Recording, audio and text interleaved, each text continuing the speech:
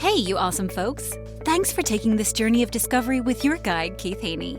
You're listening to the Becoming Bridge Builders podcast, your favorite podcast for everything from racial reconciliation to education innovation, justice reform, and leading change in the 21st century. This podcast is for people who love to be challenged with difficult topics, but want practical solutions to solve these challenging issues. Becoming Bridge Builders makes change possible. Each week on the podcast, Keith invites innovative thought leaders to share how they are building bridges in their area of expertise.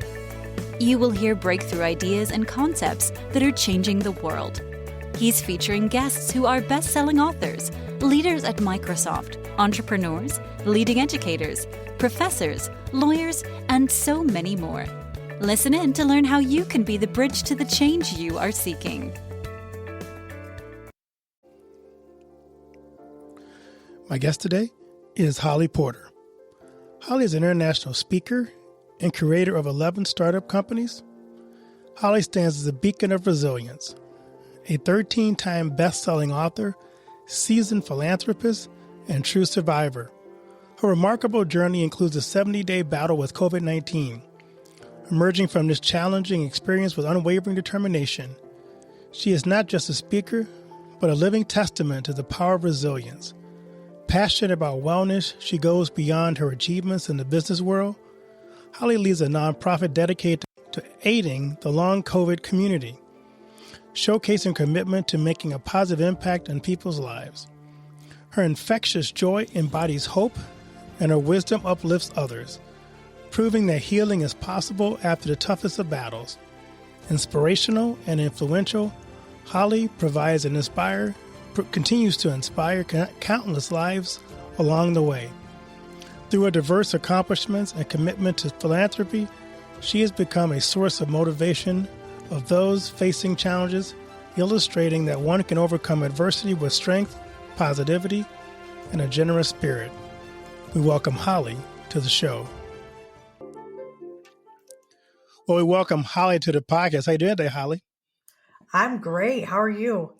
I'm fantastic. It's sunny here and 40 after being frigid for so long. So we're thankful that we can see the sun and not freeze to death. So same. Yeah. I like the East Coast can have the weather. Take it. We're passing it on. Yeah. I love to ask my guests this question, kind of get a chance to know you a little better. What's the best piece of advice you've ever received? The best. I've had a lot of really good advices because I've hired a lot of consultants and coaches in my life. The best would probably be the golden rule. And even above that, the platinum rule. So just treat others how you want to be treated.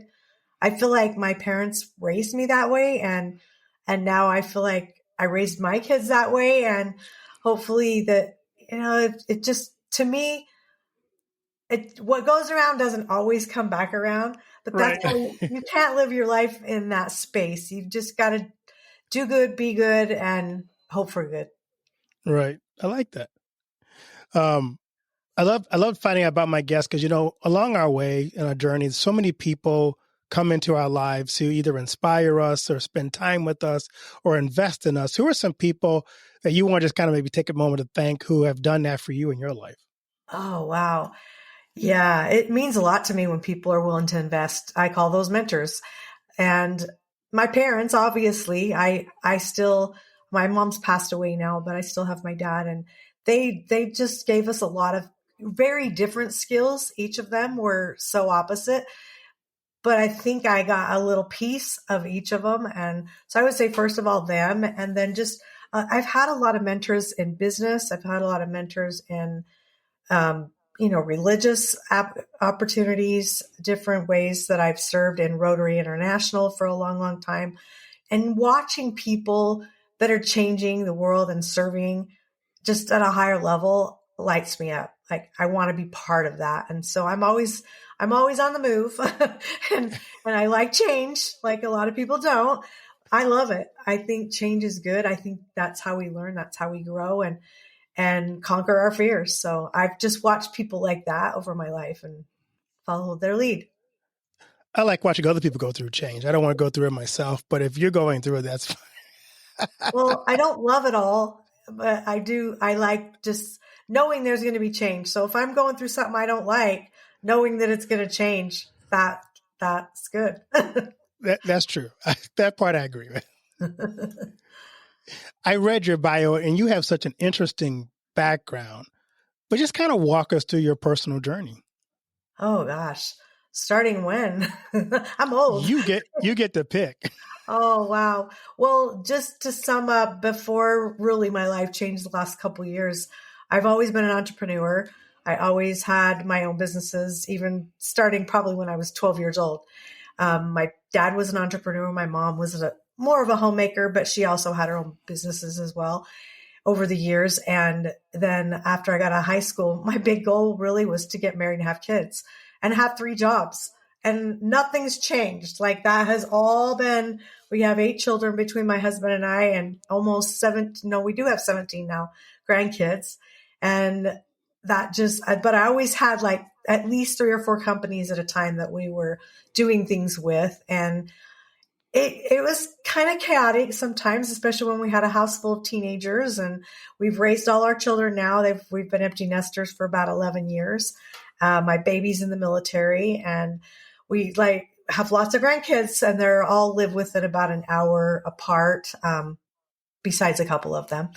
And then so I had a salon and spa for 20 years. That was probably my longest journey of my entrepreneurship. And I've been a real estate broker now for about 19. And so along came COVID and changed everyone's world. In fact, I can't think of one thing on the planet of the history that changed the whole world so quickly as COVID, all at once. Right. And if you can think of something, I'd love for someone to challenge me on that, but that's my theory. And I didn't think I would even get it. I was really healthy. And about a year and a half in, so late fall of 2021, I went to a conference and came home with the Delta version and landed myself at first I fought it at home for about a week before I intuitively woke up one morning, and my husband, I gave it to him. We were both super sick, living in a fifth wheel, waiting for a house to close.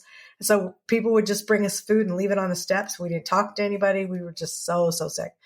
And I knew I was in trouble. And so he took me to the hospital, the emergency room, and they sent him home, even though he was really sick. He wasn't sick enough to keep. Of course, they didn't want to keep anyone they didn't have to because they were so crowded at that time. And they had me in an ICU room. If you've ever been to the emergency room, first of all, you know it takes hours. Within 30 minutes, I had all 3 levels of oxygen they can give me on up to level 10 and was in the ICU in my own room. So I was bad. Like my oxygen was like 63. And that started the whole change of my whole life, because my health, I don't know if ever will be back to where I was. I would love to say that, but I do suffer from long COVID. I was gifted so many autoimmunes and diagnoses from COVID that I was in a coma for quite a bit of time, some induced, some paralyzed, and had lots of experiences there. And that really just started a different kind of a journey for me. So I still have, some of our companies that we work with, but I started 2 more basically in the last 2 years. Wow. So let's stay there a little bit, because I had COVID myself. I joke, I went to a Lutherans for Life conference and came back and had COVID really bad. And I joke, I was like, they tried to kill me. I'm at a life conference, but yeah, it was weird too, because the doctors didn't know exactly what to do yet. So there was lots of confusion, lots of mixed messages, lots of who they take, who they don't. But there was this sense of isolation. So for you, when you went through that, you said it changed your life, and you had we talked before we got on the show about your near-death experience. I'm kind of curious. You want to walk us through what that was like for you? Because I'm sure we all watch the movies and we all have this view from the movies of what that was like and what people see. But just from someone who actually went through it, I'm kind of curious what your experience was. Right. Well, I'll tell you, I was sharing with you earlier that I didn't know there were actually three different kinds. Maybe there's more, but I know of three. There's out of body experiences, and then there's near death experiences, and then there are spiritual transformational experiences. And I didn't know that. I had all of them. I had a whole bunch of out of body experiences, and I always went back in time for those into like what we call the pioneer days. I live in Utah, so my history is pioneer, and I would be in this little town, not very big, that has a museum now of a house that ended up being my great, great, great grandfather's home. Don't ask me why I was there. Like, that's where I always went. So those weren't my best memories. Those were kind of creepy. There was a lot of weird things that happened there. But then I had those after. So I was trying to do the timeline since we're working on a book that's coming out this quarter. And I was working on all like, when was my near death? When did everything happen? Because when you have the COVID fog, it really messes with your brain. It is a brain disease. And I realized between the first, I was intubated 2 times and had a trach and had sepsis.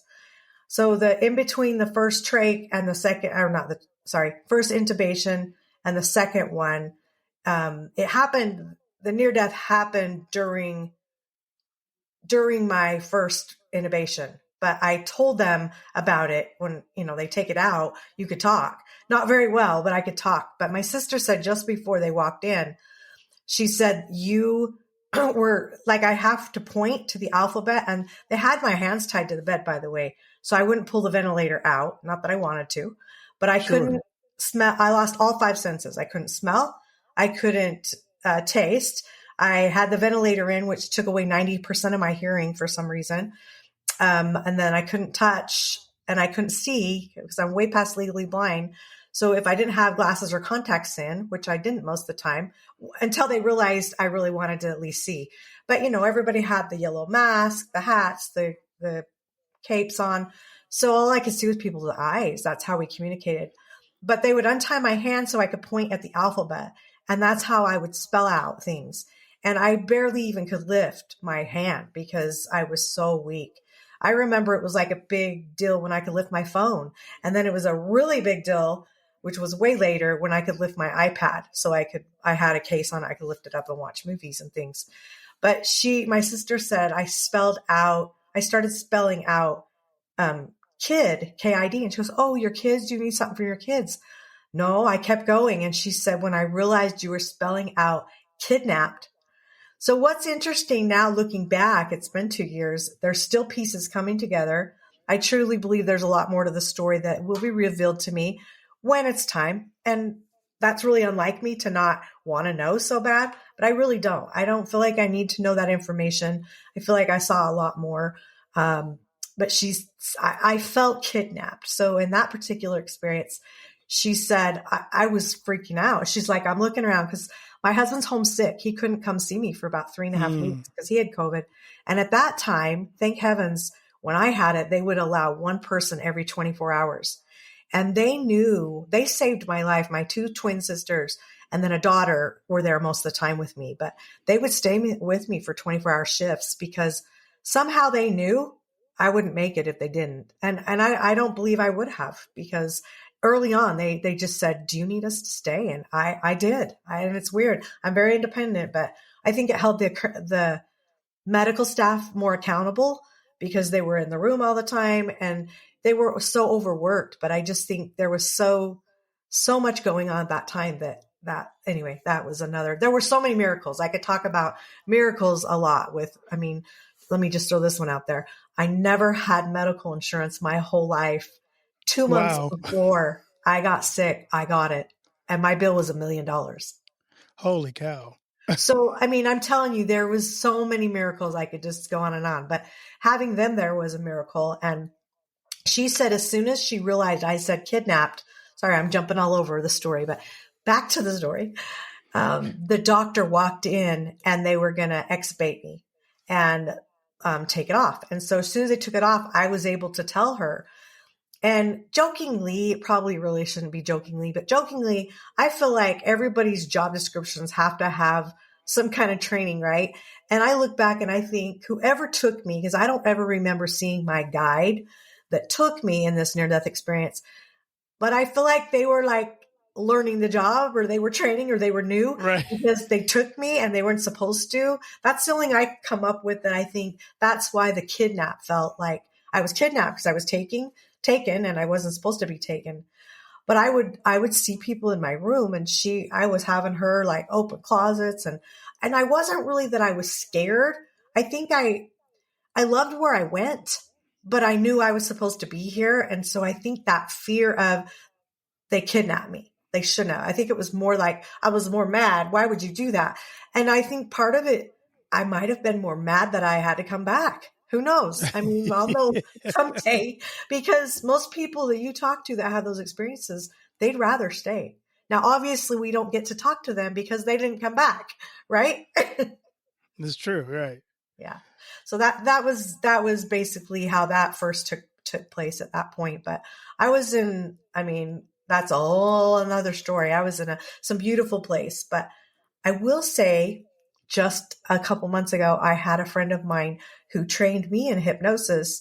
I said, since we're writing my book, I says, there's some pieces to my near-death experience that are missing. And I feel like I don't want to be out of integrity. I want to make sure, I'm not filling in gaps that aren't really true. Would you hypnotize me so that I can see if we can experience whatever I can't remember? I didn't need to know everything. I just felt like there was a few things.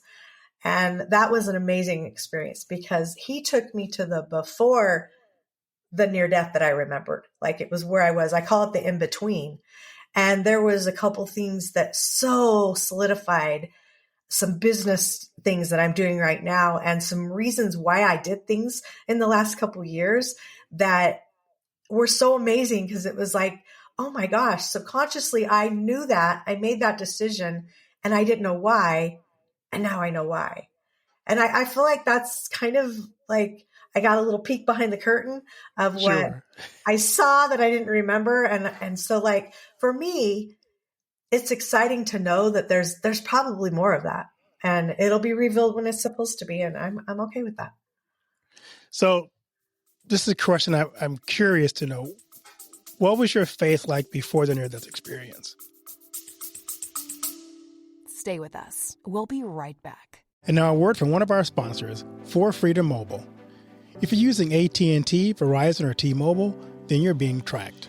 Mobile providers collect your location, communications, internet activity, even your financial transaction.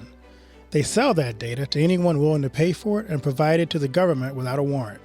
Switch to For Freedom Mobile, and you won't ever have to worry about big tech or Big Brother tracking you through your mobile phone again. For Freedom Mobile provides secure, unlimited talk, text, and high-speed data for just $29.99 a month, and it includes free internet roaming in over 200 countries. Sign up for the service by visiting forfreedommobile.com and using the promo code BRIDGEBUILDERS to get your first month for only $9.99. See forfreedommobile.com for details, just like the number 4, freedommobile.com.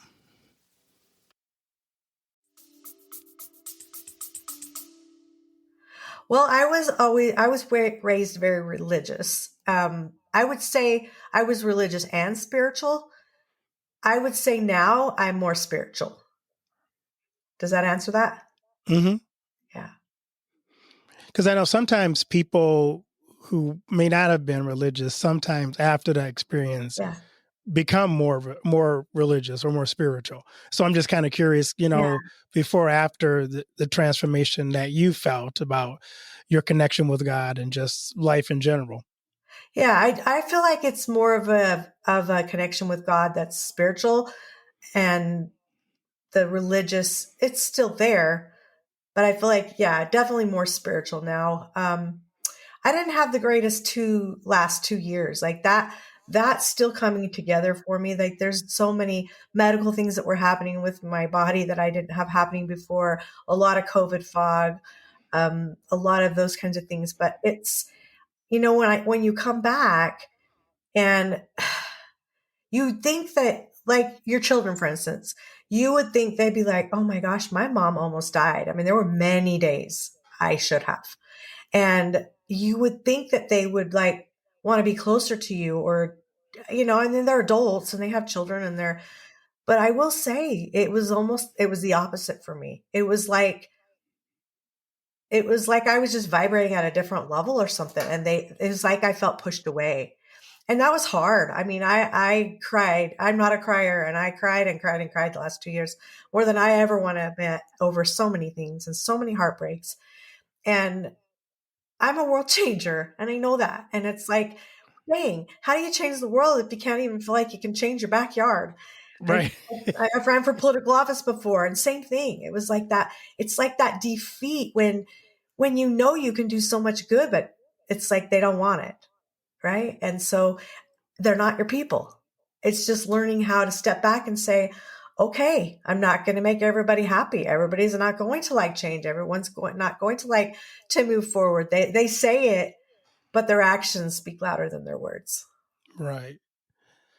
So you say you've been dealing with some after COVID-19 stuff. So what's long COVID? I mean, I've heard people talk about long COVID, but maybe for those who don't know what it is, maybe kind of explain to us what long COVID is. Yeah. Well, it stinks. Yeah. There's 200 symptoms. So think about 200 symptoms, medical Wow. symptoms that are linked to long COVID. It's pretty much everything.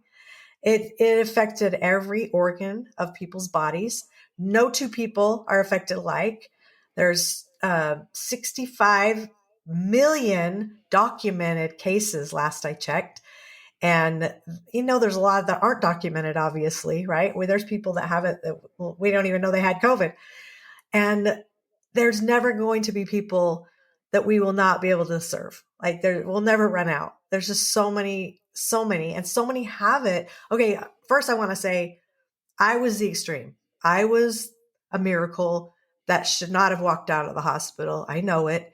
They didn't live. People like me didn't live. You could have had COVID for 3 days, flu-like symptoms, and still have long COVID. So what it does is it takes anything in your body, there or not there, it catches on fire. And so I could name off probably 6 or 7 different diagnoses that I got that I didn't have before. I don't want to be attached to them. I don't want to focus my life on the sickness. I want to focus on my health. And so I always say better's better. And to me, when people ask me, what did you do to get better? Because I knew how bad I was. Another miracle is I got a hyperbaric.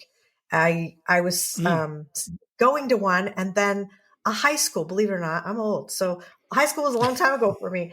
A high school friend's brother had a whole bunch he was selling for a really good price. And we were just moving into our house, and that was another miracle. It worked out where I could have it because I needed to be in it every day. And I believe that saved my lungs because pulmonary fibrosis was one of my diagnoses, which is a 2 to 4 year lifespan. And they're better. I'm not saying I'm great, but they're better, and better is better. So I think it's people are getting things going wrong in their body, and they're not realizing that it's COVID related. And I think if they realize that it's probably from having COVID that causes that, and that is long COVID. So long COVID is all kinds of usually autoimmune. There's usually more than one autoimmune. If you have one, usually you end up getting another. I'm not saying we can't cure ourselves or we can't get better, because we can. I've seen people with long COVID be at 100%. I'm super jealous because I feel like I do all the work.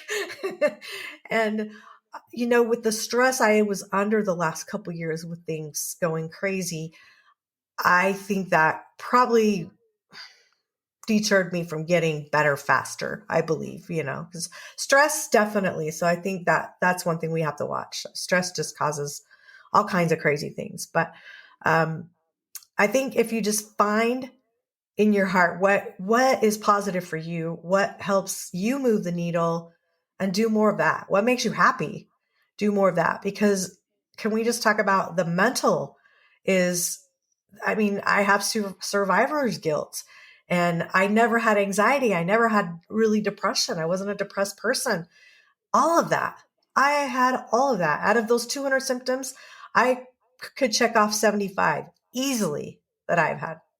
So Wow. yeah, that's just, anyway. So people just need to realize if you have some symptoms that you didn't have before, but you did get COVID, even if you didn't test positive, That doesn't mean you didn't have it. If you had the symptoms, that possibly could be what it is. It's not like, oh, all of a sudden I have a new label. I have long COVID. Wow, wow. It's Right. not like there's a big prize for you. Unfortunately, there's not a big prize for you. And unfortunately, that's why. So when in my coma, I was told to start this nonprofit. I would have never started a nonprofit for long COVID. First of all, my motto is if it's not fun, I'm not doing it. Long COVID is not fun. This nonprofit is not fun. So trying to find people that there's not a lot of happy in it, right? And so we need to create that. And the awareness is the first step, is just letting people know, because doctors, so many people think long COVID doesn't even exist. They don't know what it is. They don't understand it. We are their statistics. And so that's how they're getting their science and their data, is off people like me. And I haven't volunteered for anything. So tell us about your nonprofit. The nonprofit is called Adventure Bucket Wish Foundation. So it's wish, not list. And we created it to be able to give people experiences that they might not be able to have. There's a lot of people that are having to go on disability. It's extreme. I'm on some Facebook, social media groups for long COVID, and I almost don't like visiting them because it's depressing. And I think sometimes I'm just thinking, when I'm feeling down, go read someone else's story, and you hear their story and you're like, okay, I'm happy now. I'm not like them. And a lot of it, you got to remember, is in the mind. So we created this just to help people mentally, help them physically, help them spiritually, any way people need to be served. And it's a new nonprofit, and we need help, and we need money. That's what makes it all happen. And so we did just start a podcast. So a couple weeks of the month, we interview people with stories, and they don't have to be just extreme like mine, but I've got some really good ones. I've got already banked up, ready to, hit the live button on. Amazing stories that are just heartthrobers. And then I do 1 week we do a caretaker. So somebody that has maybe lost somebody, or they're taking care of somebody. So we get that other side of the story. And then another week is in the medical, holistic, mental, all that side. We'll interview somebody. And then if there's a 5th week in the month, it'll be on the science, just different science things. Nothing political, nothing religious, even though my person that helped me is God. But for other people, Right. Whatever that is for them, I respect, and it doesn't hold you back. But people can go in and volunteer people for a wish, an experience that we'll create for them. They can donate right on the website. So that's really our purpose, is just to get that awareness out and bring that hope and bridge that gap that they lost. So what is the name of the podcast? Where can people find it? It's called Hopeful Horizons Podcast. And you mentioned a website. What's the website? Hopeful Horizons. Okay. Oh, I'm sorry. No, the website is Adventure Bucket Wish. Okay. And so adventurebucketwish.org. And it is a You have such a 501c3. Oh, excuse me. No, you just have such a bubbly personality for someone who dealt with COVID. It's good to see someone like yourself who is pouring into people who are different phases and dealing with different things in our life. And it's just inspiring to know that people like you exist and you want to give back to the world in such a meaningful way. Oh, well, thank you. Well, my other company I was working on just before I got sick, it's a SaaS company, so software for the retreat industry. And there's nothing like it built. It's like an Airbnb, VRBO for bookings. And then there's some for hosts, for events. And then there's some for education. And that's been 2.5 years now in the making. But it was interesting because I was going to partner with somebody very big that you would all recognize the name if I said it, so I won't. And while I was in my coma, that was another thing. I got basically schooled, is what I call it, not to do that wasn't my best avenue. And so I feel like it's taken me just a little bit longer, but for the right reasons. And it is also now the nonprofit is the philanthropy piece to this company. So it's part of it. And so it'll be launching this quarter along with our book. And so first quarter, we've had a lot of things going on. And the biggest challenge with long COVID is just managing your energy, because it just zaps you. If you've got the fatigue end of it, you can be fine 1 minute and you crash the next. And so putting on that I'm tough hat and just saying, hey, push through. But sometimes pushing through is a setback as well. Right. So I'm curious, you mentioned this booking company, because I'm always looking for booking. What's the name of that company? So it is called Retreat R&R. You won't find it yet because it's not live. Okay. We have different phases we're bringing out, but phase 1 is just about ready. So you will be able to book, but obviously we've got to get venues. So this will be for like corporate retreat, yoga retreat, any kind of a space where a group can go. It will be for them, which Airbnb and VRBO don't cater to what we're catering to. They look at as a retreats more of a party. So they don't really like that's not their business model, or they would have done it already. But yeah, people, retreat leaders that book retreats, that's our main people that we work with, and they're going to love it. It's going to be amazing. That's great. So because you have such a hopeful personality, I'm curious, if you had a message of hope to give to people who are listening today, what would that be? The biggest lesson I think I learned was to just love people where they're at, because we're always going to find people in life that we aren't going to agree with. And that was my big message in my NDE, was with hearts. Basically, it kept showing me, forming in this like fog and forming hearts, and the hearts kept going to the light. And I knew everything really just centers around love. And I think that was a big lesson for me, because sometimes we can be a little judgmental, not just on ourselves, but other people mostly.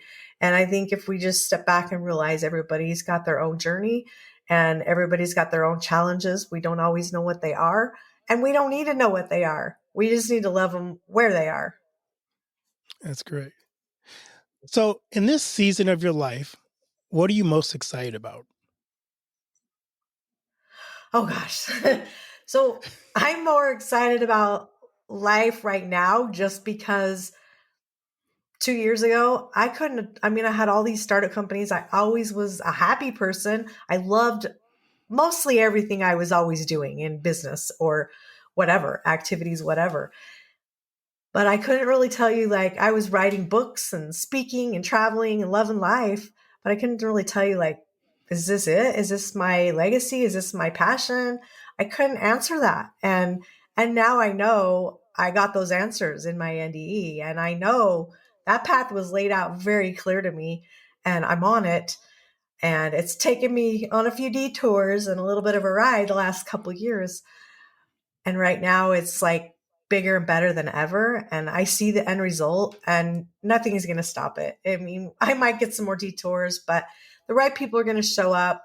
They have too along the way. And I just think, just knowing, like my book, I have 13 books that I'm part of. And this book is it for me. It's like actually has a purpose. It has the stories all weaved into it, and the whys and what fors, and I'm going to be really proud of it. And so that's kind of what I have to look forward to. This is going to be a great year. Since you kind of alluded to my favorite question, what do you want your legacy to be? Really, I want it just to help as many people and serve as many people as I can. And I feel like with the combination of that retreat software, I mean, it's a $93 billion industry. So there's no reason why we can't find so many people and fill so many gaps in business and pleasure and retreats, for that matter, and just help as many people as we can. And I feel like with the nonprofit, it's going to do the same. It's a limited avatar is people with long COVID, but with 65 million, million people having it, we're not going to run out. And so I think that's lazy, just to know that I'm a change maker and that I care about people and I want them to succeed. That's awesome. Is there anything I haven't asked you that I should have asked you? I don't know. I probably told you way more than you needed to or wanted to know. No, you did a great job. You're a good question asker. I appreciate that. So where can people find you, the best place to find you and what you're doing and connect with you on social media? Well, my Facebook's it's actually under Holly Ann Porter. And then my website is hollyporter.com. And then we've got the adventurebucketwish.org as well. And so all those will have connections. If you get to any of them, they should all connect you to the right places if we did it right. Good. Do you have a title for the book that's coming out, or is that still in works? Do I want to say it's okay? I have a working title. Let's not put the stamp of approval 100%. Okay, let me think. Hang on a minute. It's called Retreat Forward, and then my journey from NDE to CEO. Wow, cool. Do you like it? I do like it. That's our working title. So I don't know. We'll see. Yeah, when I wrote my book, my title changed a couple of times too. Till one just stuck, and it was okay. That's it. Yeah. Well, I don't know if a lot of people understand what an NDE is, but that really is what changed everything for me, and I think it's weaved in the story, and so yeah. Well, Holly, blessings on the work you're doing and the business you're starting, especially the nonprofit, to be there for people along COVID, and just keep that bubbly personality that you have and spirit of hopefulness as you continue to pour into people's lives. Well, thank you. And thanks for what you're doing. It makes a difference. Thank you.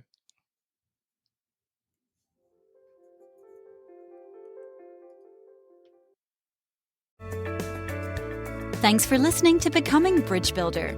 If you enjoyed this episode and want to help support the podcast, please subscribe and share it with others. Post about it on social media or leave a rating and review. To catch all the latest from me, you can follow me on Instagram at @bkeithhaney and on Getter and Twitter @RevHeadpin or on his website at alightbreaksthrough.org. Thanks again and tune in next time. Do you know that most entrepreneurs hit a revenue ceiling and have no idea why? They're working harder, spending more money, running more ads, but revenue stays flat. My friend Dr. Noah St. John calls this the invisible break. He's giving our listeners a free revenue ceiling audit to help you see what's really holding you back. You'll get a free 30-day membership to NoahBot, giving you access to Dr. Noah's 30 years of experience to help you reach your next level. But hurry, because there's only 50 available this month. So if you're tired of being stuck at the same revenue level and want to finally break through, get your free revenue ceiling audit at drnoahvault.com in the affiliate link that'll be listed in the show notes. Thanks for listening to Becoming Bridge Builder. If you enjoyed this episode and want to help support the podcast, please subscribe and share it with others. Post about it on social media or leave a rating and review. To catch all the latest from me, you can follow me on Instagram at @bkeithhaney and on Getter and Twitter @RevHeadpin. Thanks again and tune in next time.